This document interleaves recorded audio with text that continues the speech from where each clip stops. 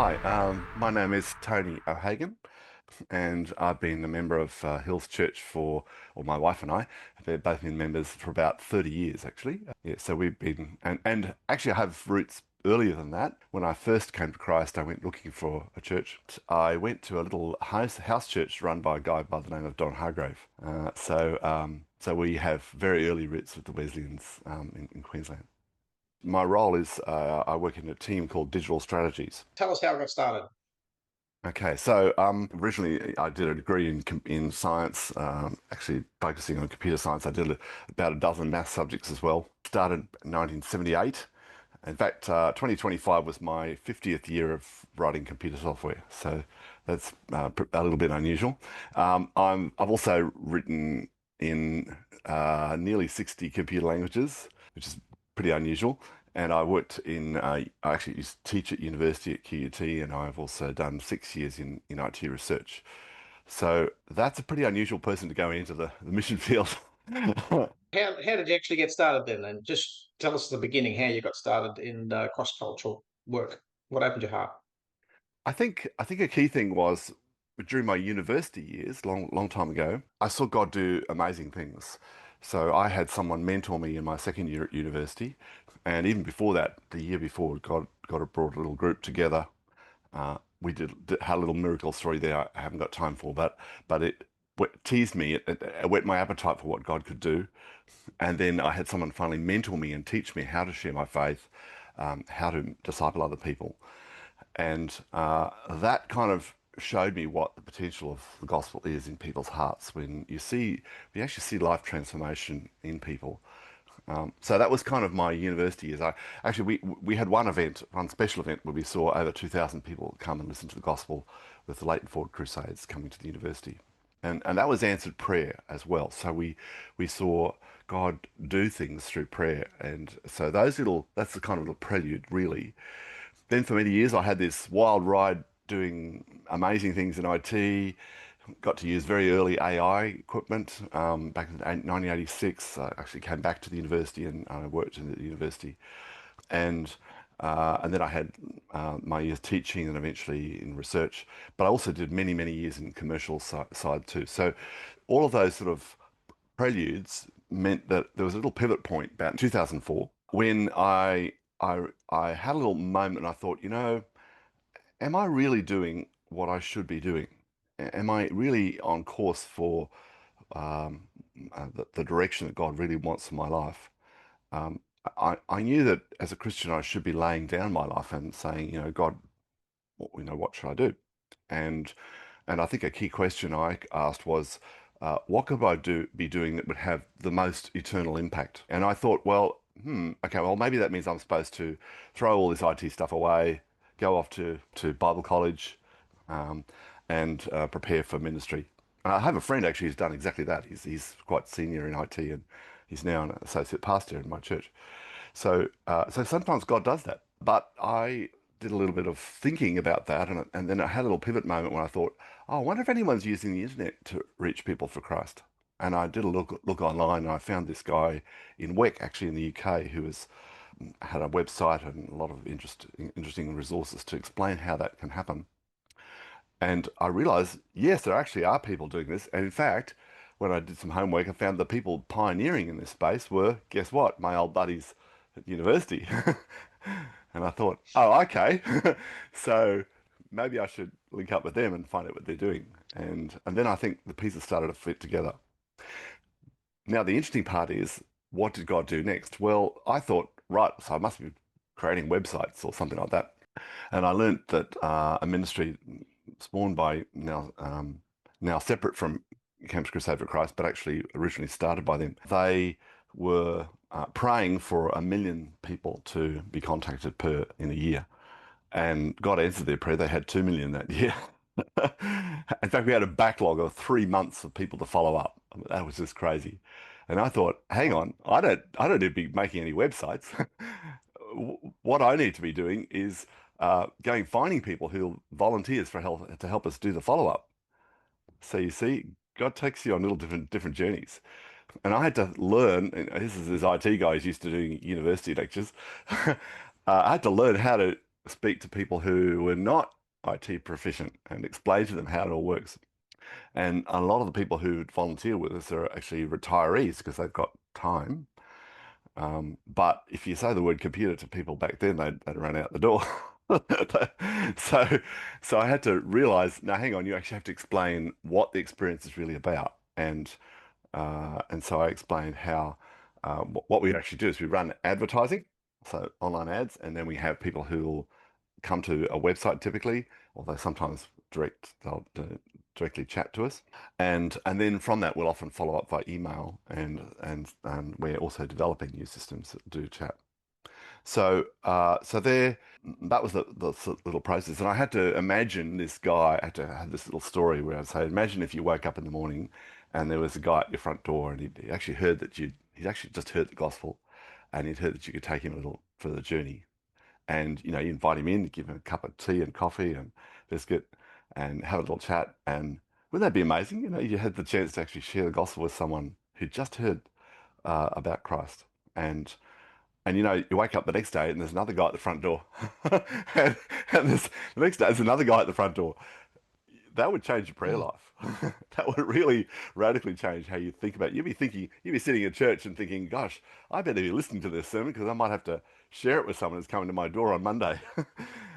And as I explained, we really can do this. We can actually bring people to you who've actually just um, heard a little bit about Christ or have heard a part that they're in a journey of seeking. And so really the thrill of being in mission isn't just about doing using your skills in the way that you might have imagined. It's actually going along the journey and discovering um, God will take you and adapt where you are and take you into a new place. So my confidence in being able to give a lecture at university ended up being an opportunity to go and recruit people for Christ. And so that was quite exciting. And then train them as well. So having to write material to train. So that was my early days. Nowadays, I've actually been working with our operational team to do. I was involved in deploying a new donation system for our team, which is very critical. So often, we think of missions as being all the frontline tasks of counseling and mentoring and preaching. But actually, there's another whole team who do operational ministry. They might be looking after accounts, or they might be, doing HR sort of roles. So there's other things that you should be thinking about in missions that are much broader than what you might traditionally consider. And in fact, some of those needs are very high. Can you give us some concept of the reach and the impact in what it is that you're heading up? For many years, I worked just alone within Australia. There wasn't actually another digital team here in Australia. There is now. We've got a whole group. And a lot of my other buddies within Australia, what they're doing is doing media production. So they'll do video production, and they'll write little shorts on Instagram or Facebook or YouTube. We have a whole YouTube series. So that's a more media production team. And then as part of that, they'll also have someone who's doing social media marketing. So they might run a marketing side. So that's another skill set involved in that. And then obviously from that, we need people to do the follow-up. And so often that's our volunteers, or sometimes it's our own staff as well. So that's kind of the gamut of digital strategies, which is what we do. Now, what do I do? So I've reached out overseas. So I thought, okay, Lord, remember that little question? How can I have the most eternal impact? And I did some homework and I realized that in 2016, the richest man in had put down 100,000 cell towers and introduced 4G networks into this country. And so I realized, wow, what an opportunity. And so I've contacted our team there and been working with them. So I produced a new website for that region, and I worked with two former to write some of that material. So that was really a stretch. I had to bring together a whole gamut of things. So part of that was realizing what I can't do. That's very important. And so that for that, I realized, okay, I need to, when I approach my friends over there, I need to not be coming in with all the ideas, but but rather a heart of humility and saying, how can I best serve you? What would you envision it to be? and then also reassuring them that I wasn't just going to be writing just my own material. I was going to be working with people who did know their culture and could assist me in getting that message right. And the story was from them, not from me. That's crucial. So, and then the other little part was I wrote technology to assist with translation. Um, so I wrote a website where you can actually we have text that I write, and also we integrate videos. So I built a little database of the video scenes in the Gospels, and we initiated a partnership with Lumo Films, who've produced about 1,400 um, videos. Yeah, so this is a little app called God's Gift. I'm just showing it to you on my web browser, but actually you can install it on your mobile phone. So what actually is it? Well, it's a little tool. It's really a catalog of 150 gospel websites. So if you click on English, you'll see a whole bunch of them. Now, some of them for specific regions, like the UK or Singapore, Philippines, um, and others are just general of general interest. Uh, Falling Places is an excellent one. It's actually got a whole series of translations, and it's got an amazing video. And everystudent.com, it's a lady by the name, again, in many translations. So what I've basically just done is made it easy for you if you meet someone who speaks another language to find a website in that language. So this little app has 150 links in 50 languages. Now, a little fun fact, this app is also translated into the same 50 languages. So if you put it onto Farsi, for example, now it's in Farsi and it puts Farsi at the top. And if someone installs it on their phone and their phone is set to a different language, it'll pick up that language and set it to that language. So by the way, to get back, you just look for the little go with the finger. And also you can share it quite easily. So that's just explaining it, but this little button will allow you to share it. And if you have a little moment with your phone, you can pull it out and get it on your phone. If you just explain it to. What's God's gift really pointing to is there's all these websites where we have teams of people. So these websites aren't just explaining the gospel, they're actually linking you to a team who can follow you up and explain the gospel and even disciple you. So I might meet someone who speaks another language. I don't really know uh, how to speak that language well. Then this might be a little tool that help you not just connect them with the gospel, but actually with a follow-up team as well. App which our team developed in Australia called The Four. So the 4.au, and it's got three presenters. This is really designed for Gen Z students, particularly. So Nick's a uni student. Scar's actually a Twitch streamer and a gamer. And Yelena is more an Asian student, but also specifically, she presents what we call an honor shame explanation of the gospel. So she presents a little different sort of way. You know, all of these are got little videos, and they've got little things to explain how they work. And they're all little on your phone. You can sort of swipe them up, so you can actually when you go to each little step, you can swipe it along. So that's a great little tool which we've developed in Australia. And this is a great little site which explains. This is actually written by a lady who was originally an atheist, so she has a very down to earth story, and also the way she explains things is very good for people who are not people who've been exposed or to church life or things like that. So she's got some great little articles. What else do I do? Well, I'm actually working on a new project. Always thinking of new ideas for innovation, and I'm looking to create a new project where you'll be able to. So some of the mobile phone apps are designed for face-to-face contact, and they're designed for you to walk with someone as you meet them. And usually you wouldn't just launch into the app. You'd have a conversation first, and you'd get to know them, and you'd find out, okay, well, now you understand where someone's at.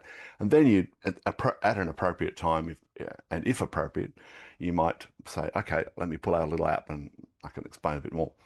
So what I'm looking to do is to take that little whole idea and allow someone to do that remotely. So I could share a link with someone, and we'll meet on Zoom like this, or we might be someone who just met at the train, and I maybe even shared part of the gospel with someone. I didn't have a chance to finish the rest. So I could share a little link with them, like text message or something, and open it up, and then we can continue that conversation. Well, I So just do you have actual statistics on what sort of impact you have in a week in with the tools that you've created? the issuesIface.com site, they have about 900 volunteers working with them, tens of thousands or hundreds of thousands of people. Another major ministry of part of us is the Jesus Film Project. We have another team we are partners with. We're actually involved in founding, which is the Jesus.net group, and they have teams in 100 countries. Okay, so it gives you some idea of the breadth. And another team that was originally founding, they would claim they've actually touched about 2 billion people. They have phenomenal reach. So we basically have not just one, but many Billy Graham crusades online every day. Digital is actually a major part. It's not an afterthought. It's now a major part of how we strategically reach. And if you think about it, especially some of the least reached parts of the world, there's a huge opportunity to reach people who would otherwise never have an opportunity to connect with the church. Our goal isn't just to talk online, it's actually to try and help people connect with a local church. But in some places, people don't have a local church they can go to, so we are their church. So we have a serious obligation really to continue that relationship and to provide for them spiritual food. My last question for you, Tony. You're the Hmm. grandfather of AI, tech, geek, super nerd, whatever you want to call yourself. Probably don't want to call yourself any of those. In today's fast changing environment, as far as AI and all that's concerned, how do you see that as a positive thing moving forward? So 10 years from now, what is this ministry that's happening now going to end up as a result of the leading edge stuff that you're doing right now? Yeah. Do you think? Well, Put your well, I crystal think, ball on. You've been in this game for 5 decades. yeah, yeah. What is it? Good stuff happening now? Um, Good and bad, as usual. So t technology can be used or abused. And so there's a lot of people very concerned about where AI is taking us. It's certainly going to transform our society in a major way. For me personally, I'm using AI to help me write software, and it's like someone strapped a rocket on my back. So I'm about 4x, so I can now code about 4 times as fast, but that's not the best. Some people are doing 10x, and there are some people just running 6 screens all at once to write pieces of the software all at once. So it's some people are very bored because they're actually not doing all the innovation things they thought they were going to do. But for me, I'm an inventor, so my goal isn't to write the software per se. It's actually to see the ministry outcome. And so for me, the possibility of reaching that ministry outcome much quicker is quite viable. Um, I'm actually part of another ministry called Faith Tech, and we recently ran a hackathon with Vision Radio, and with One Hope, and with Alpha. We come in and we'll look at a specific problem that they've got and then advise. But then our hackathon team was able to build fully working systems in a weekend. And if you saw what they were, I can't describe them, but they were mind-blowing. Truly mind-blowing. If you had to try and build something like that before, it would have been 3 months, but we did it in a day. Anything else you want to add as far as what you see the future ministry might be?